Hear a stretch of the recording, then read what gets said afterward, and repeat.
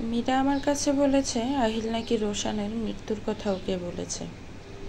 আবার আহিলের কাছে বলেছে আমি নাকি বলেছি ওকে রোশানের মৃত্যুর ব্যাপারে।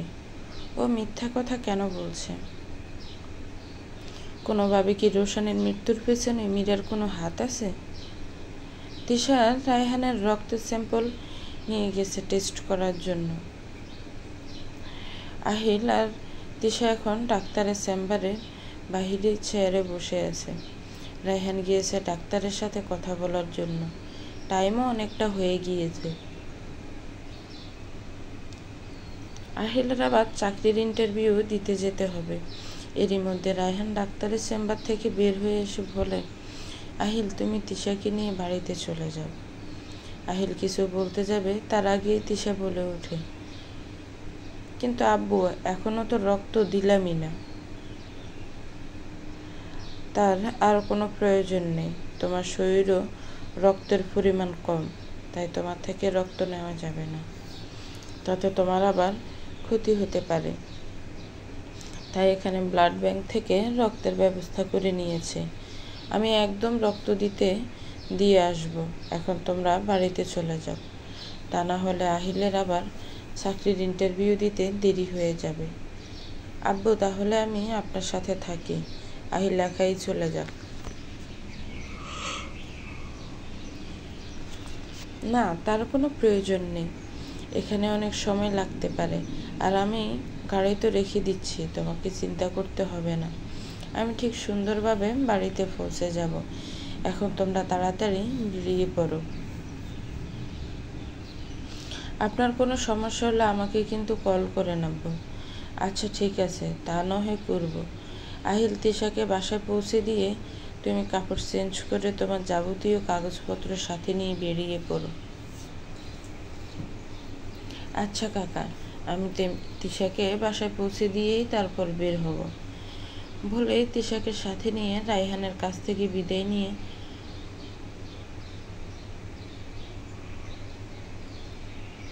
হাসপাতাল থেকে বের হয়ে আসে আহিল। হাসপাতাল থেকে বের হতেই আহিল একটা গাড়ি দাঁড় করায় বাসায় যাওয়ার জন্য। আর তিশা রাস্তার অপর পাশে ফুচকার দোকান দেখে দৌড়ে গিয়ে ফুচকার দোকানের সামনে দাঁড়ায়। দোকানদারকে উদ্দেশ্য করে বলে, আঙ্কেল তাড়াতাড়ি ঝাল ঝাল করে 1 প্লেট ফুচকা দেন, আর সাথে কিন্তু তেঁতুলের টক দিতে ভুলবেন না। তিশার এই দৌড়ানো দেখে আহিল ভয় পেয়ে যায়, যদি কোনোভাবে গাড়ির নিচে পড়ে। এই মেয়ে কবে যে বড় হবে আল্লাহ মালুম। ওর বয়সী মেয়েদের কোলে 2-1টা বাচ্চা থাকে, আর ও নিজেই একটা বাচ্চা।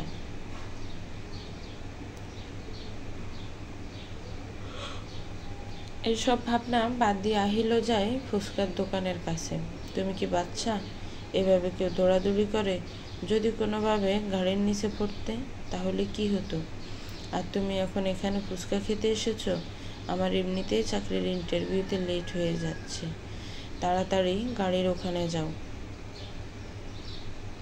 রাগ দেখিয়ে কথাগুলো বলল আহিল। আমি তো তিশা কিছু বলতে গিয়েও থেমে যায়। অপরাধবোধে চোখ দিয়ে পানি চলে আসে। কিছু না বলে গাড়ির কাছে গিয়ে দাঁড়ায়। তিশার চোখে পানি দেখে আহিলের রাগ সাথে সাথে কমে যায়। এমন করে বলা উচিত হয় নাই ওকে, ওর রাগ ভাঙাতে হবে আগে এখন।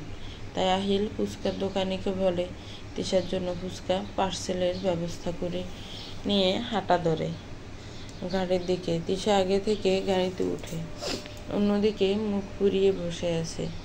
ওর পাশে যে কেউ একজন এসে বসেছে তার কোনো ভাবান্তর নেই। আহিল গাড়িতে উঠতে গাড়ি চলতে শুরু করেছে। তিশা এখনো মুখ ফুলিয়ে রেখেছে, সে আহিলের দিকে একবার ফিরেও তাকাচ্ছে না। তাই আহিল ফুচকার পার্সেলের প্যাকেটটা খুলে ফুচকা নিতে যাবে, তার আগে তিশা ওর হাত থেকে পুরো ফুচকার প্যাকেটটা নিয়ে যায়। তুমি আবার কবে থেকে ফুচকা খাও? আগে তো কখনোই খেতে না। আমি যখনই বলতাম আহিল চলো ফুচকা খাবো, তুমি বলতে আমি ওইসব বাহিরের খাবার খাই না। আমি এখন ফুচকা খেতে গিয়েছিলাম, আমাকে ঠিকই ধমক দিয়ে গাড়িতে পাঠিয়ে দিয়েছ, আর এখন নিজের একার জন্য ফুচকা নিয়ে আসছো। আরে বোকা, আমি কখনোই ফুচকা খাই না, আর খাবও না। এগুলো তোমার জন্য এনেছি। না হলে আমার উপর যে অভিমান করে থাকবে এটা তো আমি জানি। এখন তাড়াতাড়ি ফুচকা শেষ করো। কে বললো তোমার উপর অভিমান করে থাকবো? তুমি আমার 10টা না 5টা না একটা মাত্র বয়ফ্রেন্ড। এরকম ফুচকা যদি আমাকে প্রতিদিন খাওয়াও তাহলে আমি তোমার উপর কখনোই রাগ করব না। তাহলে তুমি কোনো ফুচকাওয়ালা দেখে বিয়ে করে ফেলো, সারাদিন শুধু ফুচকা খাবে।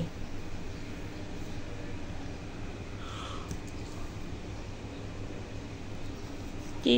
তারপর তুমি অন্য মেয়েকে বিয়ে করবে? তা হচ্ছে না কখনোই। তুমি শুধু আমার, শুধুই আমার, আর কারণও। আচ্ছা, আমি শুধুই তোমার। এখন হ্যাপি? না, হ্যাপি না। তুমি আব্বু আম্মুকে বিয়ের কথা কবে বলবে? 4 বছর হয়ে গিয়েছে আমাদের এই সম্পর্কে, এখনো পর্যন্ত তুমি বিয়ের জন্য সিরিয়াস না। যখনই বিয়ের কথা বলি তুমি শুধু এড়িয়ে যাও। আর তখন তো শুধু আম্মু ছিল, আর এখন আব্বুও চলে আসছে। যদি অন্য জায়গায় আমার বিয়ে ঠিক করে ফেলে। আজকে চাকরিটা হয়ে যাক, এখানে নিজেকে একটু গুছিয়ে নিই, তারপর তোমার বাবার কাছে গিয়ে বুক ফুলিয়ে তোমার হাত চাইব। আশা করি তখন তোমার বাবা আমাকে ফিরাবে না। শুধু দোয়া করো আজকে চাকরিটা যেন হয়ে যায়। ইনশাল্লাহ আমাদের সব ইচ্ছা পূরণ হবে। তিশা আর আহিলের প্রণয়ের 4 বছর চলছে, এখনো পর্যন্ত কেউ জানে না। আহিল যখন কলেজ শেষ করে তারপর ভার্সিটিতে ভর্তি হয়ে ঢাকা হোস্টেলে চলে আসে, তখন থেকে তাদের প্রণয়ের শুরু। আহিলের ভার্সিটি তিশাদের বাসার কাছাকাছি হওয়ায় সপ্তাহে একবার হলেও আসা হতো তিশাদের আগের বাসায়। আর তখন থেকে আস্তে আস্তে তাদের মধ্যে একটা বন্ধু সুলভ সম্পর্ক হয়। এরপর এই বন্ধু সুলভ সম্পর্ক গড়ায় ভালোবাসা পর্যন্ত। রায়হান ডাক্তারের চেম্বারের বাহিরে পায়চারি করছে। তার খুব টেনশন হচ্ছে, ডিএনএ টেস্টের রিপোর্ট কী যে আসবে। এভাবে কিছুক্ষণ পায়চারি করে দাফ করে বসে পড়ে ডাক্তারের চেম্বারের বাহিরে পেশেন্টদের বসার চেয়ারে। মাথা নিচু করে গভীর চিন্তায় মগ্ন সে। আজকেই তো নারী পাচারের ডেট, কিন্তু রাজীব তো এখনও তাকে একটিবারের জন্য কল দেয় নাই। এরকম তো হওয়ার কথা না। প্রত্যেকটা ডেলিভারির আগে কল দিয়ে রায়হানের মাথা খায়, আর এইবার একটিবারের জন্য কল করে নাই। রায়হানের এসব চিন্তার মাঝে ওর সামনে এসে একজোড়া পা স্থির হয়েছে। রায়হান নিচ থেকে দৃষ্টি উপরে তুলতে দেখে ডাক্তার সাহেব দাঁড়িয়ে আছে, তার হাতে ডিএনএ টেস্টের রিপোর্ট ফাইল। মিস্টার রায়হান, আপনার কাজ হয়ে গিয়েছে। আপনার জন্য রুলসের বাহিরে গিয়ে আমি এখন রিপোর্ট এনেছি। আমরা সচরাচর একদিন পরে টেস্টের রিপোর্ট দিই, কিন্তু আপনার জন্য আমার কোনো ক্ষতি না হয়। এই নিন, আপনার ডিএনএ টেস্টের রিপোর্ট চলে এসেছে।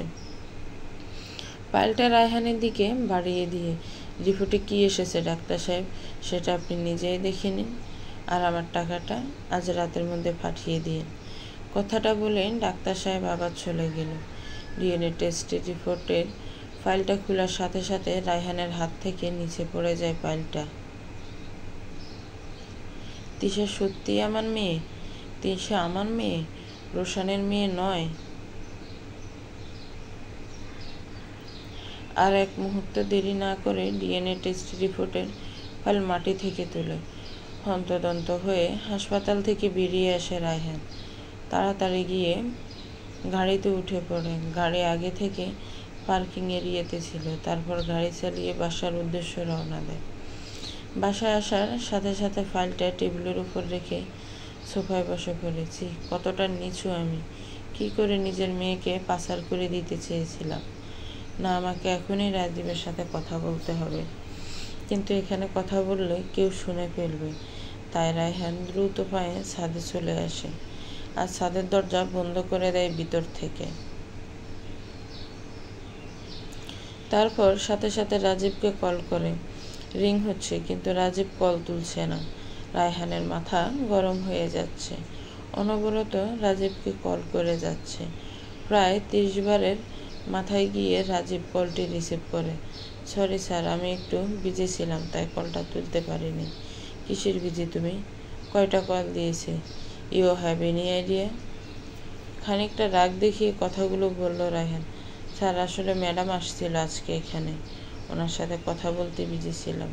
আপনি যে কল করেছেন তা আমি দেখিনি, তাই আপনার কল ধরতে পারিনি। হঠাৎ ম্যাম এসেছিল কেন? আর কি বলে গেছে? আমার ব্যাপারে কিছু বলেছে? কৌতূহল নিয়ে রায়হান প্রশ্নটা করল রাজীবকে। 2 দিন পরে তো মেয়ে পাচারের ডেট, তাই ম্যাম মেয়েদের পর্যবেক্ষণ করতে আসছিল, কিন্তু এখনো একটা মেয়ে কম দেখে আমার সাথে অনেক রাগারাগি করেছে। বলেছে একদিনের ভিতরে মেয়ের ব্যবস্থা না করতে পারলে আমাকে জব থেকে বের করে দিবে, আর সাথে আপনাকেও। ম্যাম বলেছে আপনাকে সব দায়িত্ব দিয়ে কী লাভ হয়েছে যদি একটা মেয়ে জোগাড় না করতেই পারেন? এত এত টাকা কেন দেওয়া হয়? এটাও বলেছেন যদি এই ডেলিভারিটা ক্যান্সেল হয় তবে আমাদের দুইজনকে পথে নামিয়ে ছাড়বে আর আমাদের পুলিশের হাতে দিবে। স্যার, আপনি এখন একটা কিছু করেন। পুলিশ কেস হলে আমাদের সারা জীবন জেলে কাটাতে হবে, এমনকি ফাঁসিও হতে পারে। আমি এত তাড়াতাড়ি মরতে চাই না। আমার ছোট ছোট 2টা বাচ্চা আছে, আমি মারা গেলে ওদের কি হবে? স্যার, আপনি না বলেছিলেন আপনার কাছে একটা মেয়ে আছে? তাকে তো এখনও এখানে নিয়ে আসেন নাই স্যার। তা না হলে আমরা দুজনেই শেষ স্যার, একেবারে শেষ। থামো তুমি। তোমার ম্যামকে বলো আমাকে কল করার জন্য। আমার সাথে কথা বলতে ওনারা তো কী সমস্যা? 25 বছর ধরে ওনার আন্ডারে কাজ করছি, উনি একবারও আমার সাথে কথা তো দূরে থাক, দেখা পর্যন্ত করা নাই। ওনাকে বলে দিও আমার কাছে কোনো মেয়ে নেই, আমি কোনো মেয়ে দিতে পারবো না। ওনাকে বলো অন্য কোথাও থেকে মেয়ের ব্যবস্থা করে নিতে। বিপদের সময় রায়হানকে শুধু মনে পড়ে, আর অন্য সময় রাজীব রাজীব করে না। এখন তুমি ওনাকে মেয়ের ব্যবস্থা করে দিবে বলে রাগে কলটি কেটে দেয় রায়হান। Hello sir. স্যার, কলটি কেটে দিয়েছে বুঝতে পেরে একরাশ হতাশা নিয়ে আবারও কাউকে কল দিয়ে রায়হানের বলা কথাগুলো বলে রাজীব। বাসায় ঢুকতে টেবিলের উপর রাখা ফাইলটা দেখে অবাক হয়। তারপর ফাইলটা হাতে নিয়ে খুলতে চোখে মুখে চিন্তার ছাপ ফুটে ওঠে। তারপর আস্তে করে ফাইলটা আবার টেবিলের উপর রেখে নিজের রুমে চলে যায়। আহিল বাসায় ফিরেছে কিছুক্ষণ আগে। তার চাকরিটা হয়ে গিয়েছে, কালকে থেকে ডিউটিতে যাবে। বেতনও মোটামুটি ভালো। এখন শুধু এখানে একটা বাসার ব্যবস্থা করতে হবে। তারপর তিশার জন্য বিয়ের কথা বলবে রায়হানকে। অবশ্য এখনও বলতো, কিন্তু ব্যাপারটা কীরকম খারাপ দেখা যায় না যে আমার বাড়িতে থেকে আমার মেয়েকে বিয়ের কথা বলে। এসব ভেবে আহিল এখন কিছু বলছে না। 1 মাসেরই তো ব্যাপার। বেতন পেলে বাসা নিয়ে মাকে এখানে নিয়ে আসবে এবং নিজের প্রেয়সীকেও ঘরে তুলবে। এসব কথা মনে মনে ভাবতে ভাবতে তিশার রুমের দিকে যাচ্ছে আহিল। এখন প্রায় রাত 12টা বাজে। মীরা নিজের রুমে শুয়ে আছে আর রায়হানও নিজের রুমেই আছে, কিন্তু ঘুমিয়ে আছে নাকি জেগে আছে তা দেখতে পারেনি। আহিল তিশার রুমে আসার আগে চুপি চুপি ওদের রুমে একবার উঁকি দিয়ে এসেছে। যদি কোনোভাবে মীরা, রায়হান কেউ জানতে পারে যে রাতে লুকিয়ে তিশার রুমে গিয়েছে, তাহলে আর আস্ত রাখবে না। বিয়ে করবার আগে সব বেচতে যাবে। আহিল তিশার রুমের সামনে এসে দেখে তিশার রুমের দরজা খোলা। তাই আহিল তাড়াতাড়ি রুমে ঢুকে পড়ে। রুমে ঢুকতেই আহিলকে দেখে তিশা বলে ওঠে, তুমি এখানে কেন এত রাতে? কি করতে এসেছো? তুমি খুব ভালো করেই জানো আমি ওই রকমের মেয়ে না। যা হবার তা বিয়ের পরে হবে। এখন তুমি তাড়াতাড়ি তোমার রুমে যাও। আব্বু বা আম্মু দেখে ফেললে সর্বনাশ হয়ে যাবে।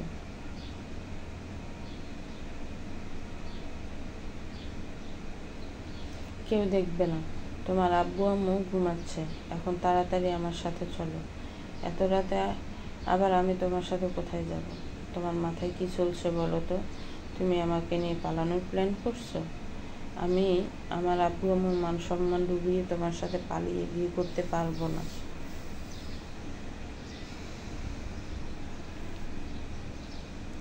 প্রথমে ভেবেছে খারাপ উদ্দেশ্যে রুমে ঢুকেছে, এখন আবার সাথে আসার কথা বলাতে ভাবছে ফালিয়ে বিয়ে করার জন্য ওকে সাথে যেতে বলছে।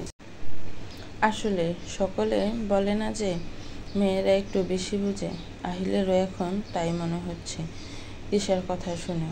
ও এসেছে কিসের জন্য, আর এই মেয়ে ভাবছে কি? গাদা, তোমার মাথায় কি গোবর পোড়া? এই 4 বছরের রিলেশনে আমাকে তুমি এই চিনেছ? তোমার অনুমতি না নিয়ে তোমাকে এই স্পর্শ পর্যন্ত করিনি, আর তুমি ভাবছো চি? আর বিয়ে করার হলে সবার অনুমতি নিয়ে সবার সম্মতিতে বিয়ে করব। পালিয়ে কেন বিয়ে করব?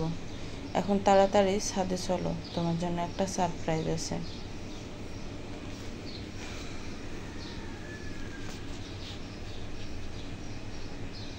সরি আহিল, আমি কি বলে ফেলেছি তোমাকে?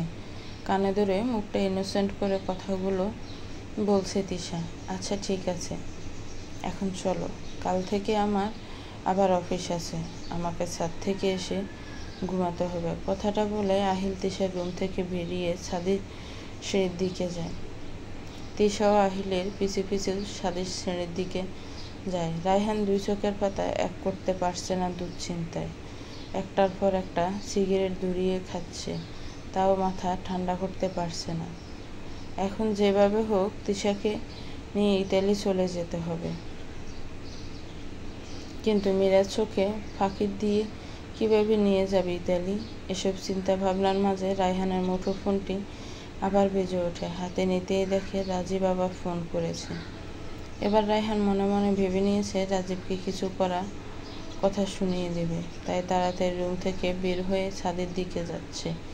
রুমের মধ্যে কথা বলাটা রিস্ক, কারণ দেওয়ালেরও কান আছে, তাই সেই রিস্ক রায়হান নিতে চায় না। আহিলার তিশা ছাদের উপর রেলিংয়ের সাইডে দাঁড়িয়ে আছে। আকাশে খুব সুন্দর একটা চাঁদ উঠেছে।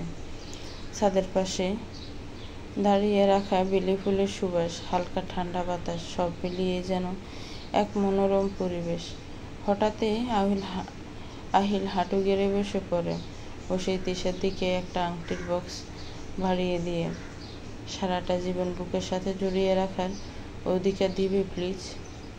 ক্লান্ত দিনের শেষ অংশে উষ্ণ আদরে নিজেকে হারানোর সুযোগ দিবে প্লিজ? আমার ভালোবাসির উত্তরে এক টুকরো লাজুক হাসির দায়িত্বটা নিবে প্লিজ? তোমার লম্বা চুলে বেলি ফুলের মালা জড়ানোর ইচ্ছাটা পূরণ করতে দিবে প্লিজ? তোমার এই বাজে প্রেমিকটাকে শেষ নিঃশ্বাস পর্যন্ত নিজের কাছে আপন করে নিবে প্লিজ? তোমাকে আমার জীবনসঙ্গী করার অধিকারটা দিবে? হয়তো তোমাকে রানীর মতো রাখতে পারবো না, কিন্তু তোমার ছোট ছোট ইচ্ছেগুলোকে নিজের সবটা দিয়ে পূরণ করার চেষ্টা করব বলে তিশার হাতে আংটিটা পরিয়ে দিতে যাবে এমন সময় ছাদের দরজায় আওয়াজ হওয়ার সাথে সাথে দুজন ছিটকে দূরে গিয়ে দাঁড়ায়। রায়হান রাজীবের সাথে কথা বলতে ছাদে আসছিল। সিঁড়ির কাছে আসতে ছাদের দরজা খোলা দেখে কিছুটা অবাক হয়। তারপর ছাদে এসে যা দেখেছে তা দেখার জন্য মোটেও প্রস্তুত ছিল না। সাথে সাথে রায়হান গিয়ে তিশার গালে একটা চড় বসিয়ে দেয়। তুমি আমার মেয়ে হয়ে একটা পরপুরুষের সাথে ছাদে চলে এসেছো, তোমার একটু লজ্জা করছে না? লজ্জা করবে কি করে? আমি তো ভুলেই গেছিলাম তোমার শরীরে তো মীরারও রক্ত আছে। কাকা, আহিল কিছু বলতে যাবে রায়হান হাত দিয়ে ইশারা করে থামিয়ে দেয়। এখানে আমার আর আমার মেয়ের মধ্যে কথা হচ্ছে, তুমি মাঝখানে কথা বলার কে? এত বড় সাহস হয় কি করে তোমার? আমার বাড়িতে দাঁড়িয়ে আমার মেয়ের সাথে এসব করছো?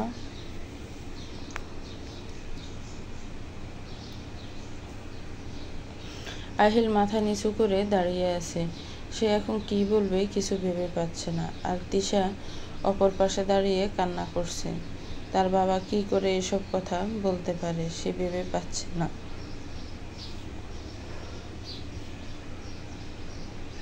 তুমি এখনো এখানে দাঁড়িয়ে আছো?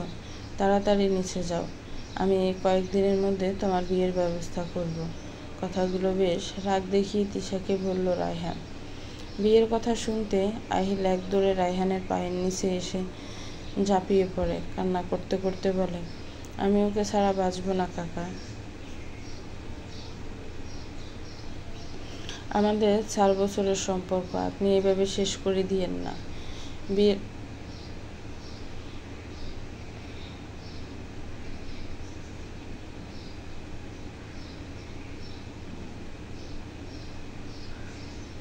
কথাগুলো এক নাগাড়ে বলে রায়হানের পা ধরে বাচ্চাদের মতো কান্না করছে আহিল। আহিলের এই কান্না দেখে রায়হানের কিছুটা খারাপ লাগছে, তাই আহিলকে পায়ের কাছ থেকে তুলে তিশার দিকে তাকিয়ে দেখে তিশাও খিচকি তুলে কান্না করছে। তিশার কান্না যেন রায়হানের বুকে গিয়ে লাগছে। মানুষ যতই খারাপ হোক না কেন, নিজের সন্তানের প্রতি তার ভালোবাসা থাকে অগাধ। রায়হান তিশার দিকে এগিয়ে গিয়ে তিশাকে বুকের মধ্যে টেনে নেয়। তিশা বাবার বুকে মাথা রেখে আরও জোরে কান্না শুরু করে দেয়। আহিলও পাশে দাঁড়িয়ে আছে, তার চোখ দিয়ে অনবরত পানি পড়ছে তার প্রেয়সীকে হারিয়ে ফেলবার ভয়ে। রায়হান তিশার মাথাটা বুক থেকে তুলে আবার বলতে শুরু করে, যা হওয়ার তা হয়ে গিয়েছে, এখন আর কান্না করে কোনো লাভ নেই। তুমি আমার মেয়ে, আমি তোমার জীবনটা উচ্ছন্নে যেতে দিতে পারি না। কিছুতেই আমি তোমার বিয়ে আহিলের সাথে দিব না। তোমার জন্য আমি ভালো শিক্ষিত বড়লোক দেখে একটা ছেলের ব্যবস্থা করব। আহিলের কি আছে শুনি? নিজেদের ভালো করে একটা ঘর নেই, আমাদের জায়গায় ঘর উঠিয়ে থাকছে, আর তুমি এই 2 পয়সার ছেলের সাথে বিয়ে করার কথা মাথায় আনলে কি করে? অবশ্য তোমার শরীরে তো আমার পাশাপাশি মীরারও রক্ত বইছে, তাই ওর মতো তোমার রুচিও নিচু হয়ে গিয়েছে। কিন্তু আমার রুচি এখনও এতটা নিচু হয় নাই যে আমার মেয়েকে আহিলের মতো একটা ছেলের হাতে তুলে দিব। এই 1 সপ্তাহের ভিতরে আমি তোমার বিয়ে দেব, এতে তোমার মাও আমাকে বাধা দিতে পারবে না। আমি যে ডিসিশন নিয়েছি তাই ফাইনাল। রায়হানের মুখে এই 2 পয়সার ছেলে কথাটা শুনে আহিলের যেন কান্না বন্ধ হয়ে এলো। সত্যিই তো সে 2 পয়সার ছেলে, তার শহরে একটা থাকার জায়গা নেই, বাড়িতেও নিজেদের কোনো জায়গা নেই। তিশাদের জায়গায় ঘর উঠিয়ে এতদিন ধরে আছে। আর তিশা কোথায় রাজকন্যা, তার বাবার এত এত সম্পত্তি, শহরে কয়েকটি বাড়ি এবং ব্যাংক ব্যালেন্স, কিন্তু আহিল তো তার বাবার সম্পত্তি পাওয়ার জন্য তিশাকে ভালোবাসেনি। তাহলে কেন সে তার প্রেয়সীকে হারাবে?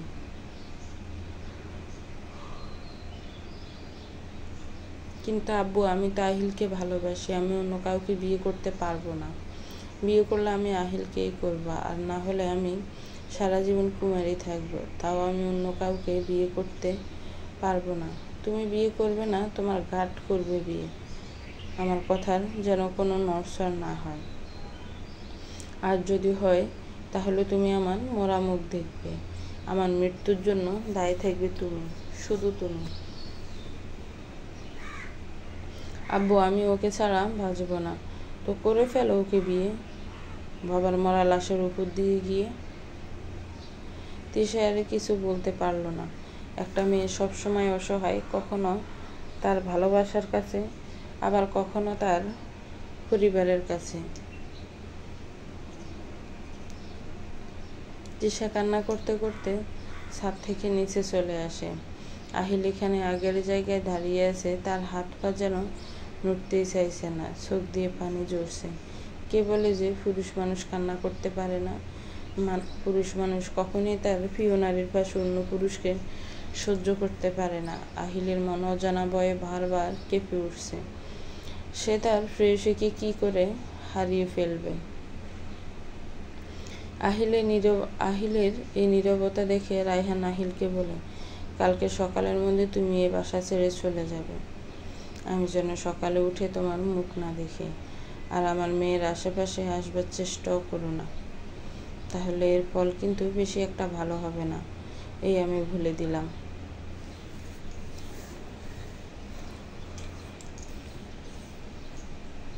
কথাগুলো বলে রায়হানও নিচে চলে যায়। আকাশের অবস্থা বেশি একটা ভালো না, মনে হচ্ছে বৃষ্টি হবে। আহিল এখন স্থির হয়ে দাঁড়িয়ে আছে। গরিব হওয়াটা কি আসলেই অপরাধ? যদি আজকে আমার কাছেও টাকা পয়সা বাড়ি গাড়ি থাকতো, তাহলে কি তিশার আব্বু আমাকে এইভাবে অপমান করতে পারতো? এইসবভাবে কান্না করছে আহিল। এরই মধ্যে বৃষ্টি শুরু হয়ে যায়। আহিলের কোনো হেলদোল নেই। বৃষ্টিতে সারা শরীর ভিজে গেছে। আহিলের চোখের পানি আর বৃষ্টির পানি মিশে একাকার।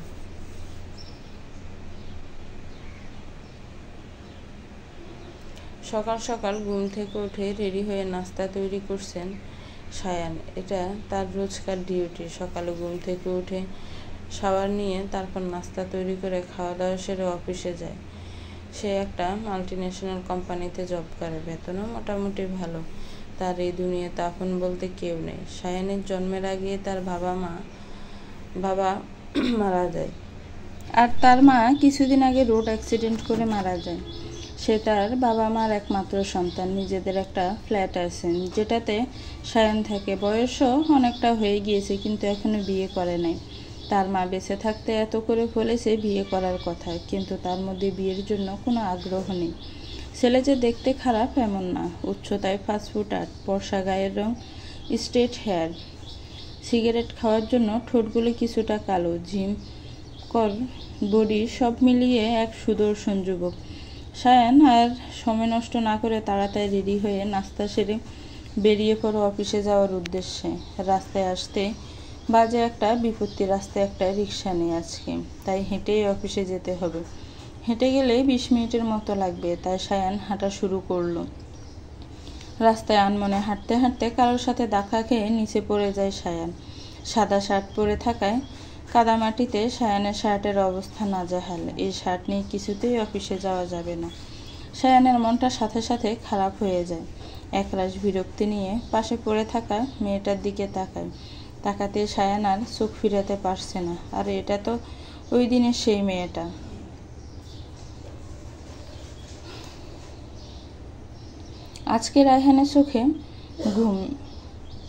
আজকে রায়হানের ঘুম থেকে উঠতে অনেক দেরি হয়ে গিয়েছে। ঘুম থেকে উঠে রায়হান ফ্রেশ হয়ে নিচে আসে নাস্তা করার জন্য। নিচে এসে দেখে কেউ নেই ডাইনিং টেবিলে।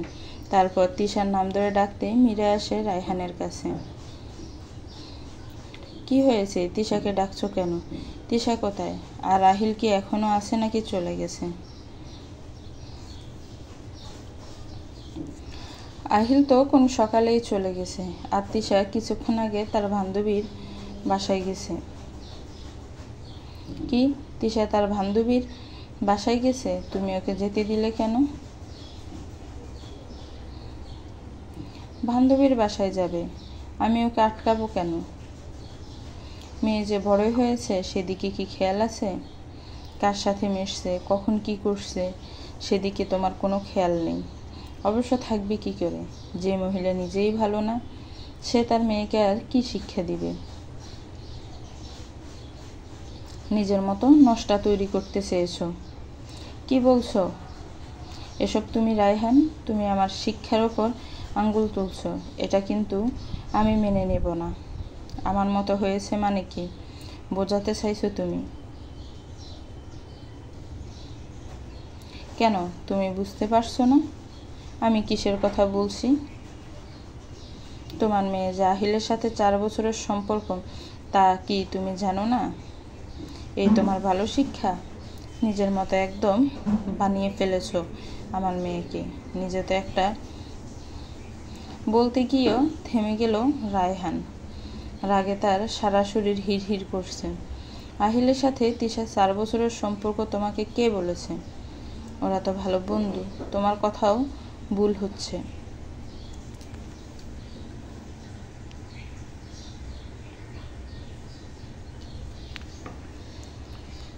আমার কথাও ভুল হচ্ছে, তাই না?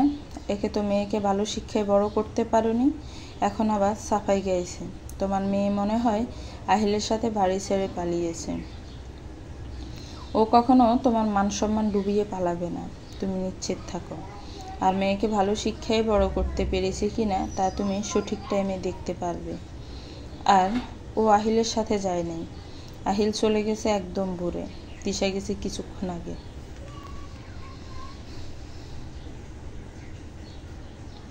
রায়হান আর এক মুহূর্ত দেরি না করে মিরার থেকে তিশার বান্ধবীর বাসার ঠিকানা নিয়ে পার্কিং থেকে গাড়ি নিয়ে রওনা দেয় তিশার বান্ধবীর বাসার যাওয়ার উদ্দেশ্যে। রায়হান গাড়ি নিয়ে মাঝ রাস্তায় আসতে রায়হানের মুঠোফোনটি বেজে ওঠে। স্ক্রিনে মীরার নাম দেখে ব্রু কুচকায়। এখনই তো বাসা থেকে আসলো, তাহলে আবার কল দেওয়ার মানেটা কি?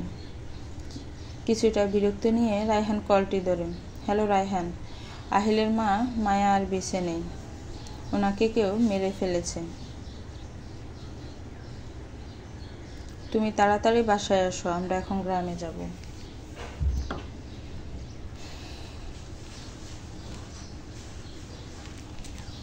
রায়হান, আহিলের মা মায়া আর বেঁচে নেই, কে যেন মেরে ফেলেছে তাকে। আমাদের এখন তাড়াতাড়ি গ্রামে যেতে হবে, মায়াকে আসরের আজানের আগে দাফন করা হবে। তুমি তাড়াতাড়ি গাড়ি ঘুরিয়ে বাসায় নিয়ে আসো। আর তিশার চিন্তা করতে হবে না, আমি ওকে কল করেছিলাম, ওর বান্ধবীর বাসায় আছে।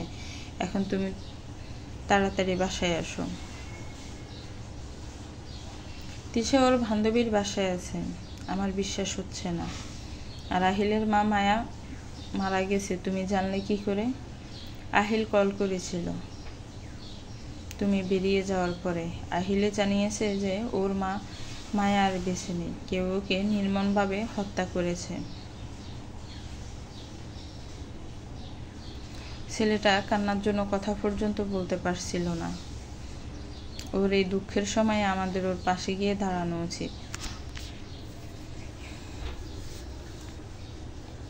আচ্ছা, আমি আসছি বাসায়, তুমি রেডি হয়ে থাকো বলে রায়হান কলটি কেটে দেয়। যাক, এতক্ষণে মাথা থেকে একটা চিন্তা নামলো। আহিল যেহেতু গ্রামে আছে, তাহলে আমার মেয়ে তিশা ওর বান্ধবীর বাসায় আছে। অবশ্য আমি কখন থেকে ওকে কলে ট্রাই করছি, কিন্তু আমার কল তুলছে না। হয়তো আমার উপর তার অভিমান হয়েছে।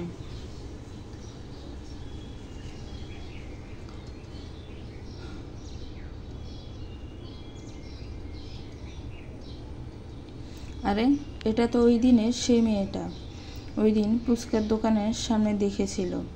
হ্যাঁ, এটাই সেই মেয়ে, যাকে দেখার সাথে সাথে সায়ানের মনের ভিতর জ্বর শুরু হয়েছিল। দবদবে পশ্চাৎক, লম্বা চুল, ঠোঁটের নিচে তিল, হাসিটা তো আরও সুন্দর। হাসলে গালে টুল পড়ে, এই যেন সাক্ষাৎ কোনো নায়িকার থেকে কম না। সায়ানের এই 26 বছর বয়সে এই মেয়েই প্রথম, যাকে দেখার সাথে সাথে সে প্রেমে পড়ে যায়। ওই দিন সায়ান অফিস থেকে বের হয়ে গাড়ি করে বাসায় যাচ্ছিল, কিন্তু রাস্তায় সিগন্যাল করায় গাড়ি থেমেছিল। তখন সায়ান এমনিতেই আশেপাশে দেখছিল, আর তখনই তার চোখ যায় মেন রাস্তা দিয়ে দূরে কোনো মেয়ে পার হচ্ছে। সায়ান ভাবল হয়তো মেয়েটার কিছু হয়েছে, তাই আগ্রহ নিয়ে সে তাকিয়ে থাকে মেয়েটার দিকে, কিন্তু কিছুতেই মেয়েটার মুখ দেখা যাচ্ছিল না। তারপর মেয়েটা দূরে একটা ফুচকার দোকানের সামনে গেল, গিয়ে দোকানিকে কি যেন বলছিল। তখনই সায়ান মেয়েটার মুখ দেখতে পায়, আর সাথে সাথে তার এই 25 বছর ঘুমিয়ে থাকা ইনোসেন্ট মনটা জেগে ওঠে। মনের ভিতর এক জ্বর শুরু হয়, সে শুধু মেয়েটিকেই দেখে যাচ্ছে। এর মধ্যে সিগন্যাল ছেড়ে দেয় আর সায়ানের গাড়ি চলতে শুরু করে। সায়ানের গাড়ি কিছু দূরে চলে আসার পর সায়ান গাড়ি থেকে নেমে পড়ে, আবার ফুচকার দোকানের সামনে আসে। এসে দেখতে পায় সেই মেয়েটির সাথে একটি ছেলে দাঁড়ানো, আর মেয়েটিকে কি যেন বলছে। সায়ানের আর বুঝতে বাকি থাকে না ছেলেটা এই মেয়েটার বব। সায়ান তখন একটা ছোটোখাটো চাকা খায়, কি আর করার। তারপর ফুচকার দোকানের সামনে থেকে চলে আসে।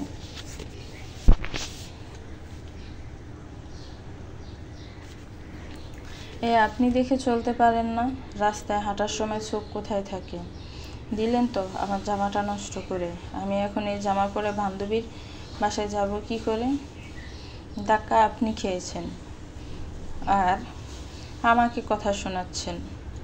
আপনার জন্য আমার আজকে আর অফিস যাওয়া হলো না। আমার এত সুন্দর শার্টটা নষ্ট করে দিলেন, আবার আমাকেই কথা শোনাচ্ছেন। আজীব মেয়ে তো আপনি।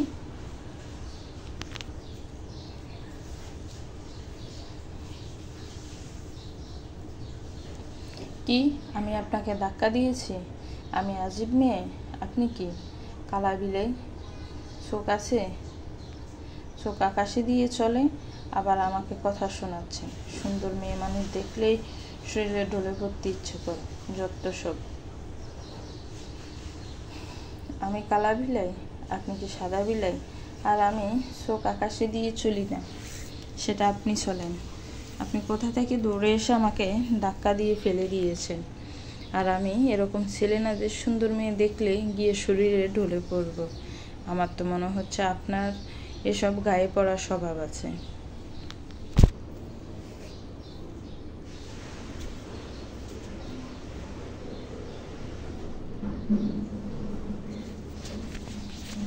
কি আমার গায়ে পড়ার স্বভাব? নিজেই আমার গায়ে এসে পড়েছেন, এখন আমাকে কথা শোনাচ্ছেন। আমি আপনাকে কথা শোনাচ্ছি না, আপনি আমাকে কথা শোনাচ্ছেন। একে তো ধাক্কা খেয়ে আমার সুন্দর শার্টটা নষ্ট করে দিয়েছেন,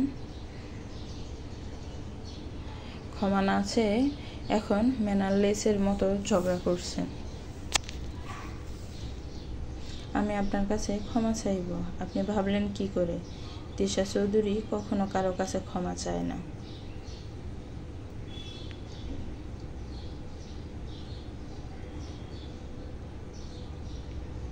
তাহলে এই মেয়ের নাম তিশা চৌধুরী? চেহারার সাথে নামটা একদমই যায়নি। কি সুন্দর একটা মেয়ে, কিন্তু কথা বলার স্টাইল যা মারাত্মক, তা আপনার নাম শুনেই বুঝে ফেলেছি। আচ্ছা, আপনি এখানেই কাদামাটিতে বসে থাকেন, আমি আসছি।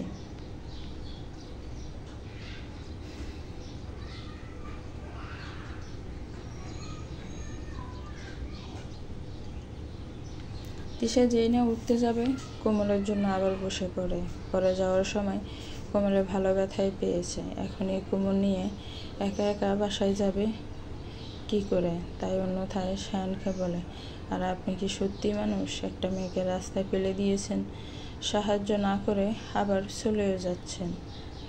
একটু জিজ্ঞেসও তো করেন নাই ব্যথা পেয়েছে কি না।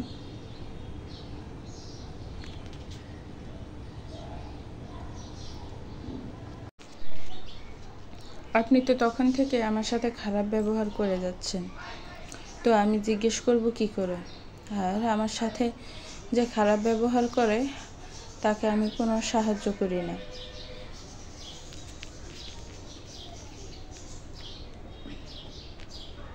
প্লিজ আমাকে একটু সাহায্য করেন, আমাকে বাসায় পর্যন্ত কষ্ট করে একটু দিয়ে আসেন। আমার কোমরটা মনে হয় ভেঙে গেছে, আমি উঠতেও পারছি না। Please please.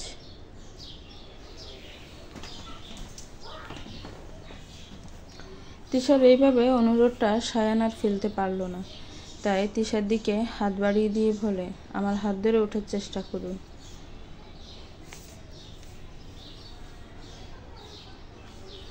তারপর তিশা শায়ানের হাত ধরে উঠে দাঁড়ায়।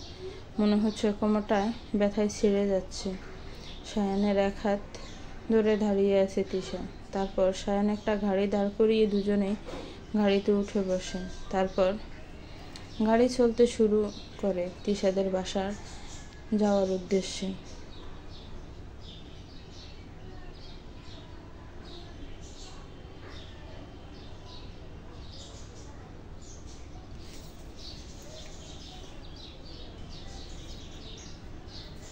রায়হান আর মীরা গ্রামে আসতে আসতে জোহরের আজান দিয়ে দিয়েছে। এসে দেখে মায়ের লাশ দাফন করা হয়ে গিয়েছে। আহিল দুসালা ঘরে বসে কান্না করছে, আর তার পাশে তার কিছু বন্ধু বান্ধব এসে ওকে সান্ত্বনা দিচ্ছে। রায়হান আর মীরা গিয়ে দুসালা ঘরে প্রবেশ করে রায়হান অবাক হয়, কারণ আহিলের নানার বাড়ি থেকে একজনও আসে নাই। আর মীরা বলেছিল আসরের নামাজের পরে দাফন করা হবে, আর এখানে এসে জানতে পারে জোহরের আগে দাফন করা হয়ে গিয়েছে। রায়হানের এসব চিন্তার মাঝে মীরা এসে রায়হানকে বলে, রায়হান, আমাদের ঘরের তালার চাবি কোথায়? আমার কাছে। কেন, চাবি নেই? আমার কাছে কোনো চাবি নেই। আর হঠাৎ এই ঘরের তালা খুলবে কেন? চাবি নেই মানে? তুমিই তো কিছুদিন আগে এসে এই ঘরে প্রবেশ করেছ, পুরনো তালাটা ভেঙে নতুন তালা লাগিয়ে গেছো, আর এখন বলছো তোমার কাছে চাবি নেই।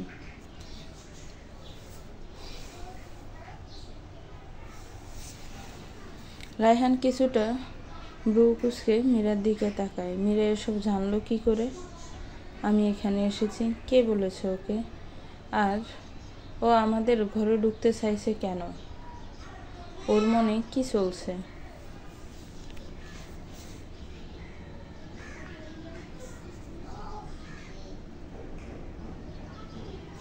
গাড়ি এসে থেমেছে তিশাদের বাসার সামনে। তারপর সায়ান তিশাকে ধরে গাড়ি থেকে নামায়। সায়ানকে এখনো ধরে দাঁড়িয়ে আছে তিশা। সায়ান এক হাতে ওয়ালেট বের করে গাড়ির ড্রাইভারকে টাকাটা দেয়। তারপর তিশার দিকে তাকিয়ে বলে, বাসা পর্যন্ত তো এনে দিয়ে গেলাম, এখন যেতে পারবেন তো? সায়ানের কথা শোনার সাথে সাথে তিশা সায়ানের হাত ছেড়ে দিয়ে হাঁটার জন্য পা বাড়াতে আবার পড়ে যায়। ওমা গো, আমার কোমরটা এবার নিশ্চিত ভেঙে গেছে। সায়ান দ্রুত এসে তিশাকে এক হাত দিয়ে ধরে উঠানোর চেষ্টা করে, কিন্তু তিশা কিছুতেই উঠতে পারে না। বাধ্য হয়ে সায়ান তিশাকে কোলে তুলে নেয়। আরে আরে কি করছেন? কোলে কেন নিচ্ছেন? আমি আমার আব্বু বা আম্মুকে ডাক দিচ্ছি, ওনারা এসে আমাকে নিয়ে যাবে।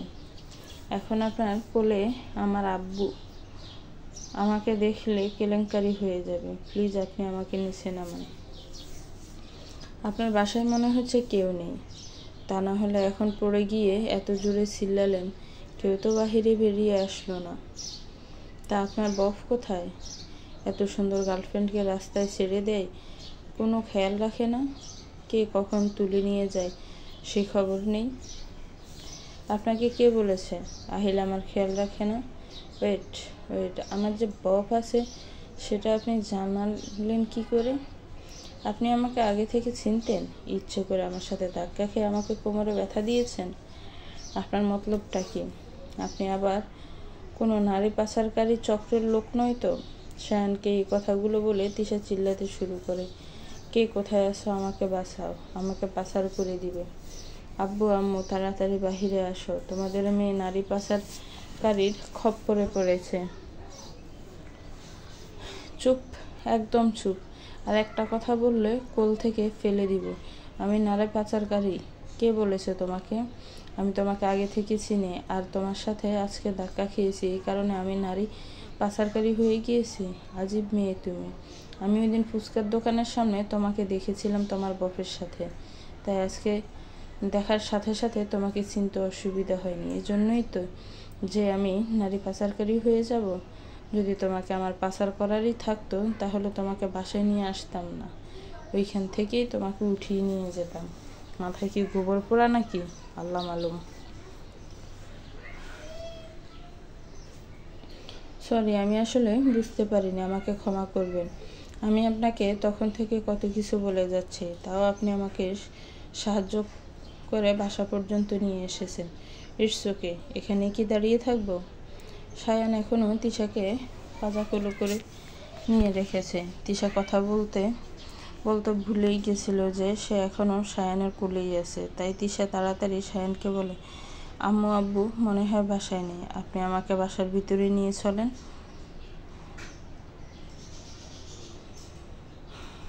সায়ান সাথে সাথে তিশাকে নিয়ে বাসার ভিতরে প্রবেশ করে। তোমার রুম কোনটা? তারপর তিশার রুমে নিয়ে তিশাকে শুইয়ে দেয়।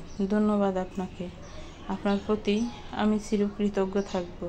আপনি না থাকলে হয়তো আমাকে এখনও রাস্তায় পড়ে থাকতে হতো। It's okay, mention not. আচ্ছা আমি এখন আসছি, আমার সাথে আপনাকে ফাঁকা বাড়িতে কেউ দেখে ফেললে সর্বনাশ হয়ে যাবে।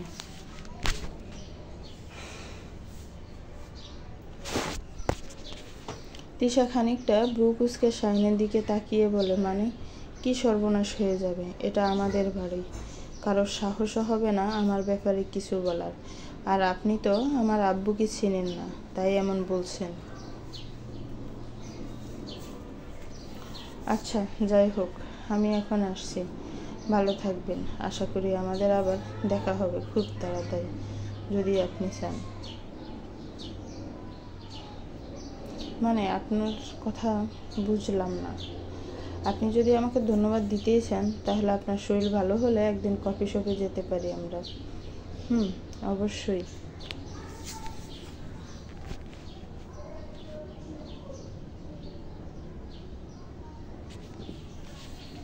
মনে যেন থাকে। তা না হলে আমি কিন্তু আবার বাড়িতে চলে আসব, তখন কিন্তু আবার কিছু বলতে পারবেন না। তিশা চৌধুরী কখনো কথার খেলাপ করে না। আপনাকে কথা যেহেতু দিয়েছি আমি অবশ্যই যাব। আচ্ছা, আপনি আমার নাম্বারটা নিয়ে যান, আমাকে ফোন দিন, আমি চলে যাব।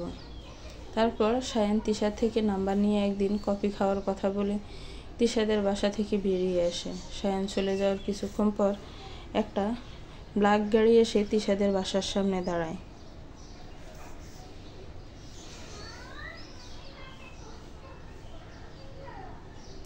রায়হান কিছুটা ভ্রু কুঁচকে মীরার দিকে তাকায়। মীরা এসব জানলো কি করে? আমি এখানে এসেছি, কে বলেছে ওকে? আর ও আমাদের ঘরে ঢুকতে চাইছে কেন? ওর মনে কি চলছে? নীরবতা ভেঙে মীরা আবার বলে ওঠে, কি হলো রায়হান? চাবি কোথায়? দিচ্ছ না কেন? মীরার কথায় আমার হুঁশ আসে। এতক্ষণ মনে মনে করছিলাম অন্য চিন্তা। হঠাৎ করে মীরা এই ঘরে ঢুকতে চাইছে কেন? আগেও নাকি অনেকবার এই বাড়িতে এসেছে, তাহলে তখন তালা খুলে ঘরে ঢুকেনি কেন? এখন আমার সাথে এসেই কেন ঘরে ঢুকতে চাইছে? ও কি প্রতিশোধ নিতে চাইছে আমার থেকে, নাকি অন্য কোনো কারণ আমাকে সাবধানে থাকতে হবে? তালার চাবি তো আনি নাই, এখন তালা ভাঙতে হবে। আচ্ছা, তুমি ঘরের সামনে দাঁড়াও, আমি তালা ভাঙার জন্য হাতুড়ি নিয়ে আসছি। বলে রায়হান আহিলদের দুসালা ঘরে ঢুকে আহিলকে বলে হাতুড়ি নিয়ে আসে, আর সবার চোখের আড়ালে বেড়ায় গুজে রাখা একটা ছোট ছুরি পকেটে ঢুকিয়ে নেয়। তারপর ঘরের সামনে এসে তালা ভেঙে ঘরের ভিতরে প্রবেশ করে মীরা আর রায়হান। রায়হান, একটা কোদালের আনার ব্যবস্থা করো, মাটির নিচে কিছু গহনা আছে, ওইগুলো তুলতে হবে। তুমি আবার মাটির নিচে গহনা রাখলে কখন? যখনই রাখি তা তোমার জানতে হবে না। তোমাকে কোদাল আনতে বলেছি, তুমি কোদাল আনো, আর রাহিলকেও ডেকে নিয়ে আসবা আসার সময়। ওকে দিয়ে মাটি খুঁড়তে সুবিধা হবে। কোনো উপায় না পেয়ে রায়হান ঘর থেকে বেরিয়ে আবার দুছালা ঘরে এসে আহিলকে বলে, কোদাল নিয়ে ঘরে প্রবেশ করে। আহিল, মাটি খুঁড়তে শুরু করো, আজকে আমার সাথে আমার গহনাও নিয়ে যাব। আচ্ছা কাকিমা, বলে আহিল মাটি খুঁড়তে শুরু করে। প্রায় 1-2 ঘন্টা মাটি খোঁড়ার পর অনেকটা জায়গা খোঁড়া হয়ে যায়, কিন্তু ওই দিন আমি যে পুতুলটা তুলেছিলাম সেটা এখন আর নেই। আমি অনেকটা অবাক হই, এই পুতুলটা আবার কে নিল? পুতুলের জায়গায় একটা গহনার সিন্দুক। কি হলো রায়হান, অবাক হচ্ছ? অবাক হওয়ারই কথা, তাই না? তুমি ওই দিন দেখেছিলে পুতুল, কিন্তু এখন গহনার সিন্দুক। মানে পুতুল কে দেখেছে? আর তোমাকে কে বলেছে আমি এখানে পুতুল দেখেছি? রায়হানের কথায় মীরা জোরে জোরে হাসতে শুরু করে। রায়হানের দিকে এগিয়ে এসে মুখে ফ্লোরম মারে। ফ্লোরম মারার সাথে সাথে রায়হানের শরীর ঢুলতে থাকে, চোখ আস্তে আস্তে বুজে আসে। আহিল রায়হানের দিকে এগিয়ে এসে রায়হানকে ধাক্কা দিয়ে গর্তে ফেলে দেয়, তারপর মাটি চাপা দিতে শুরু করে।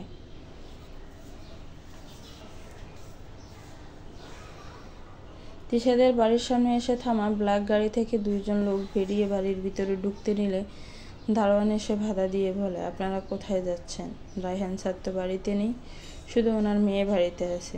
আমরা তো স্যারের কাছে আসিনি, তার মেয়ের কাছেই এসেছি, বলে দারোয়ানের মুখে স্প্রে মেরে দারোয়ানকে অজ্ঞান করে বাসায় প্রবেশ করে। কিছুক্ষণ পরে একজন কোলে করে তিশাকে নিয়ে বাসা থেকে বের হয়। তিশাকে স্প্রে মেরে অজ্ঞান করে ফেলেছে। তারপর তিশাকে গাড়িতে উঠিয়ে তাড়াতাড়ি ওখান থেকে চলে যায়।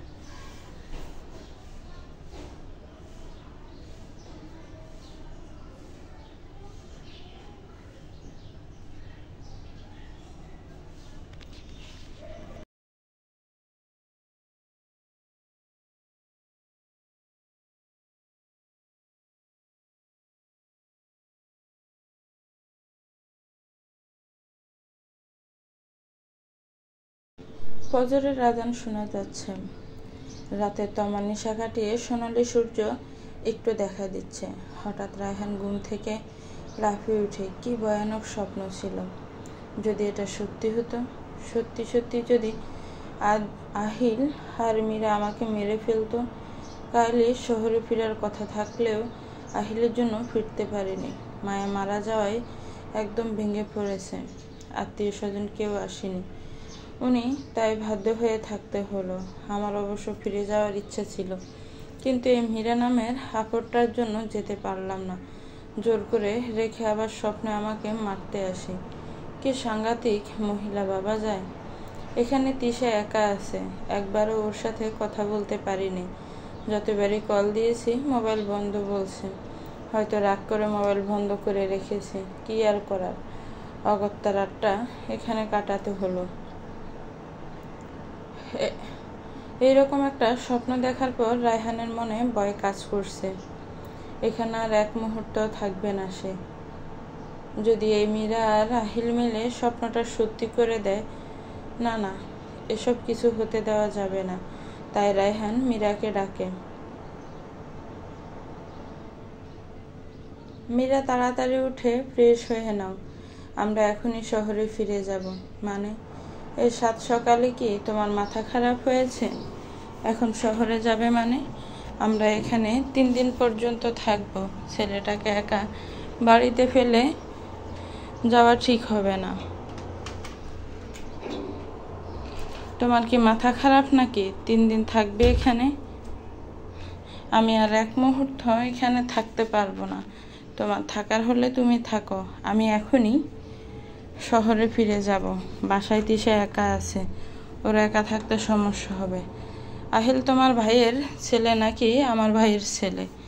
কোথায় তুমি ওর এই খারাপ সময়ে পাশে থাকবে, আর তা না করে তুমি কিনা শহরে যাওয়ার জন্য পাগল হয়ে গিয়েছ। আমরা 3 দিনের আগে কোথাও যাচ্ছি না, আর যদি যাই তো আহিল আমাদের সাথে যাবে। আহিল আমাদের সাথে যাবে কেন? ও এখানে থাকুক। তুমি তাড়াতাড়ি রেডি হয়ে আসো, আমরা এখন বেরোবো।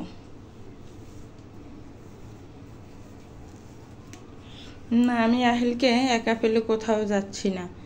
ও আমাদের সাথেই যাবে, আর না হলে আমি যাব না। তখন তিশাকে কি জবাব দিবে তা ভেবে নিও।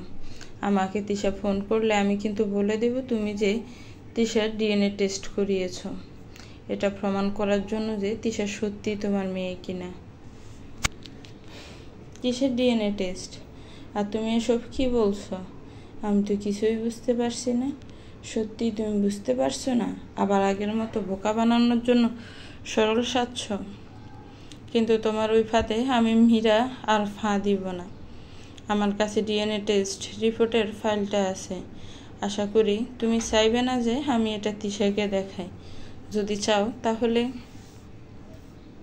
তুমি একাই চলে যাও, আর যদি না চাও তাহলে আহিলকেও আমাদের সাথে নিয়ে চলো।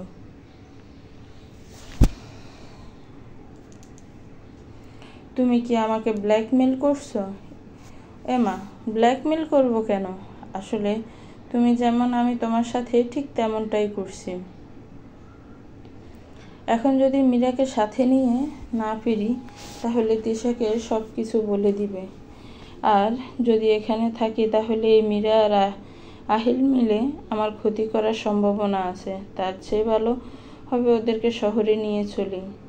ওখানে নিয়ে ওদের একটা ব্যবস্থা করব।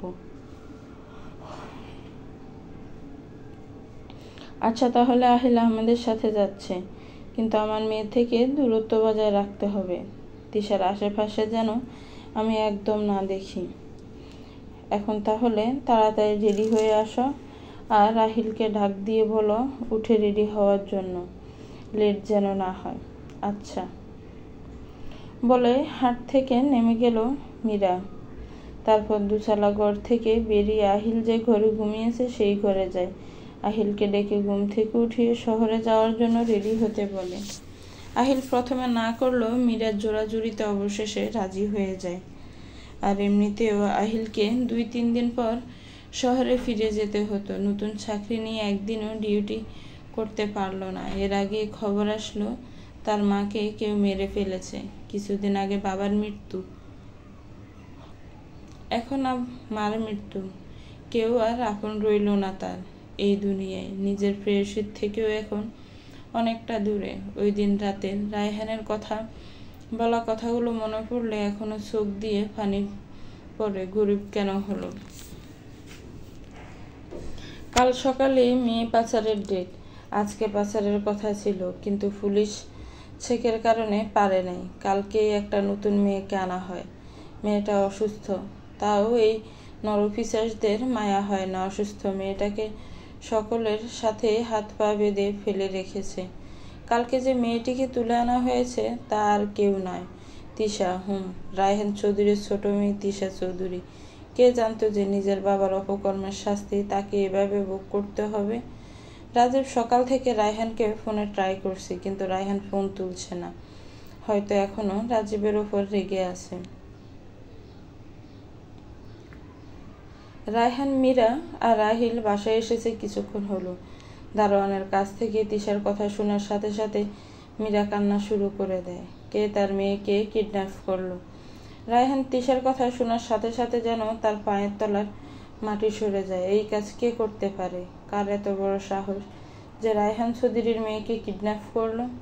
কালকে যেই ছেলেটা তিশাকে কোলে করে বাসা অবধি দিয়ে গেছে, সে কি কোনোভাবে ওইসব করেছে? কিন্তু দারোয়ান তো বললো ওই ছেলেটা যাওয়ার কিছুক্ষণ পরে কালো গাড়ি করে কয়েকটা ছেলে এসে তিশাকে নিয়ে যায়।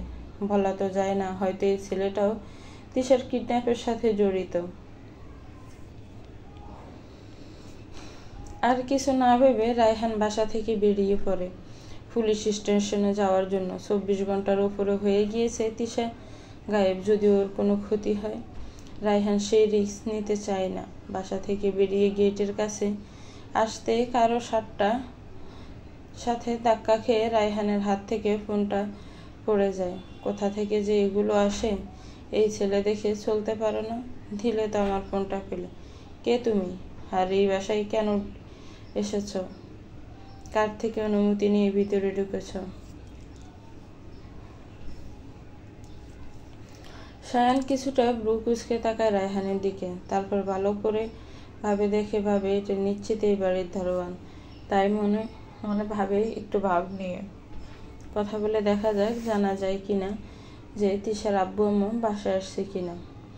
আমি এই বাসার হবু জামাই, আমার কারো অনুমতি লাগে না। এটা আমার ভবিষ্যৎ শ্বশুর বাড়ি, তাই আমার যখন মন চায় আমি তখনই আসব। আপনি কে কিছু বলার আমাকে? আমার শ্বশুরের রায়হান চৌধুরীর কাছে আপনার নামে বিচার দিব। এখন আগে বলেন যে আমার শ্বশুর শাশুড়ি বাসায় আসছে কিনা।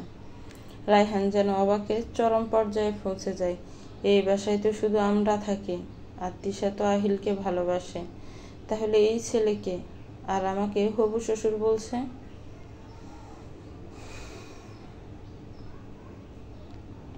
এই বেয়াদব ছেলে, থাপ্পড় দিয়ে সব দাঁত ফেলে দেব। তুই কাকে কি বলছিস জানিস? আমিকে? আমি রায়হান চৌধুরী। রায়হানের মুখে এই কথা শোনার সাথে সাথে সায়ানের মুখের হাসির সাথে সাথে উদাও। বিয়ে হওয়ার আগেই তার সম্পর্ক শেষ। ভেবেছিল শ্বশুর শাশুড়িকে পটিয়ে তিশার জন্য বিয়ের প্রস্তাব দিবে, কিন্তু এখানে তো আরো ঝামেলা। এই তিশার বাপটাও না পুরো তিশার ফটোকপি। একটা কথা সুন্দরভাবে বলতে পারে না, সারাক্ষণ শুধু রেগে থাকে।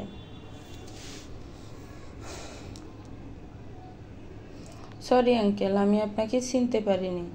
আর এইসব তো আমি মজা করে বলেছি, আপনি কিছু মনে করবেন না প্লিজ। এগুলা কি ধরনের মজা? আর তুমি এখানে কেন এসেছো সেটা তো বললে না।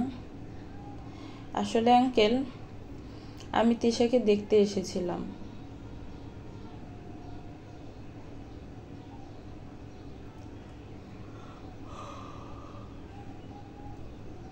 তুমি তিশাকে চিনো কিভাবে? কিছুদিন আগে তিশাকে একটা ফুচকার দোকানের সামনে দেখেছিলাম একটা ছেলের সাথে। তখনই প্রথম দেখায় ওর প্রেমে পড়ে যায়, কিন্তু পরে বুঝতে পারি ছেলেটা তিশার বয়ফ্রেন্ড, তাই ওখান থেকে চলে যাই। তারপর আর ওর সাথে আমার দেখা হয় নাই। কিন্তু কালকে সকালে আমি অফিসে যাওয়ার জন্য রেডি হয়ে বের হয়ে রাস্তায় এসে দেখি একটা গাড়িও নেই। আমার বাসা থেকে অফিসের রাস্তা প্রায় 20 মিনিট, তাই হেঁটে যাওয়ার সিদ্ধান্ত নিই।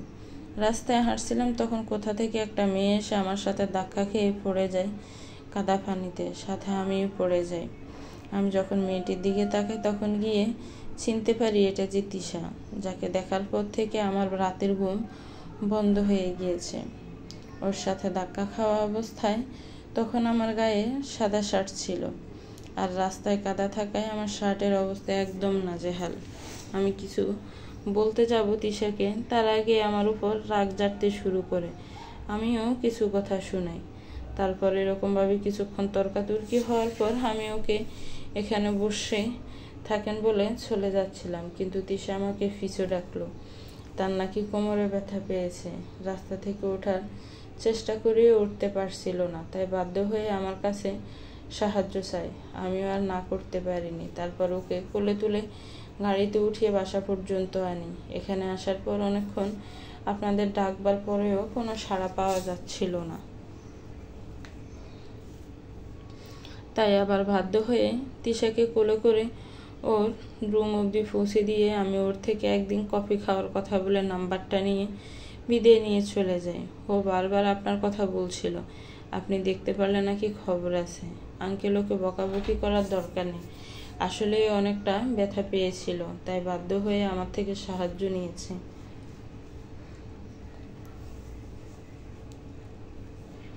একদমে কথাগুলো বলে থামলো সায়ান। কি বলে ফেললো সে। তিশার বাবার সামনে তিশাকে যে ভালোবাসে তা কিভাবে বলে দিয়েছে। এখন শুধু রায়হানের রিয়াকশন দেখার জন্য অপেক্ষা করছে। রায়হানকে চুপ থাকতে দেখে সায়ান আবার বলতে শুরু করে, আঙ্কেল, তিশা কেমন আছে? ওর শরীর এখন কেমন? কোমরের ব্যথা কমেছে? রায়হান করছে অন্য চিন্তা। যদি এই ছেলেটাই তিশাকে কিডন্যাপ করত, তাহলে আজকে তিশাকে দেখার জন্য এখানে আসতো না। আর ওর কথা শুনে যা বুঝতে পারলাম, ও সত্যিই তিশাকে ভালোবাসে। তা না হলে একটা অপরিচিত মেয়েকে রাস্তা থেকে কোলে করে বাসা পর্যন্ত পৌঁছে দিত না, আবার পরের দিন তার খোঁজ নিতে আসতো না। তাহলে কে করেছে তিশাকে কিডন্যাপ? কিছুক্ষণ চিন্তা ভাবনা করে সায়ানকে বলে, তিশাকে কারা যেন কিডন্যাপ করেছে। আমি এখন তিশাকে খুঁজতে বের হচ্ছিলাম।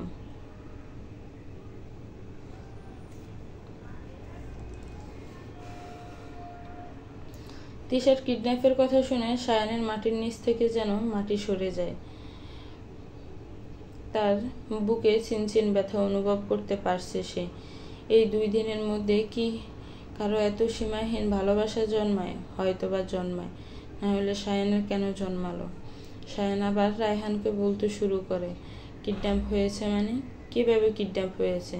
আর কখন হয়েছে? কেউ কি মুক্তিপণের জন্য ওকে কিডন্যাপ করেছে? কালকে তুমি ওকে বাসায় রেখে যাওয়ার কিছুক্ষণ পরে ও কিডন্যাপ হয়। কিছু কালো মাস্ক পরা লোক ক্লোরোফর্ম দিয়ে ওকে অজ্ঞান করে উঠিয়ে নিয়ে যায়। সায়ান কিছু বলতে যাবে, তার আগে রায়হানের মুঠোফোনটি বেজে ওঠে। ফোনের স্ক্রিনে কারোর নাম দেখার সাথে সাথে রায়হানের হাত থেকে মুঠোফোনটি মাটিতে পড়ে যায়। গল্পটা কেমন লেগেছে একটি কমেন্টস করে জানাবেন। গল্পটা ভালো লাগলে গল্পটিকে একটি লাইক করবেন, শেয়ার করবেন, আর আমার চ্যানেলটাকে প্লিজ সাবস্ক্রাইব করবেন। যারা অলরেডি সাবস্ক্রাইব করে রেখেছেন তাদেরকে অসংখ্য ধন্যবাদ। আমার চ্যানেলের সাথেই থাকবেন। আশা করি নতুন নতুন গল্প পাবেন ইনশাআল্লাহ।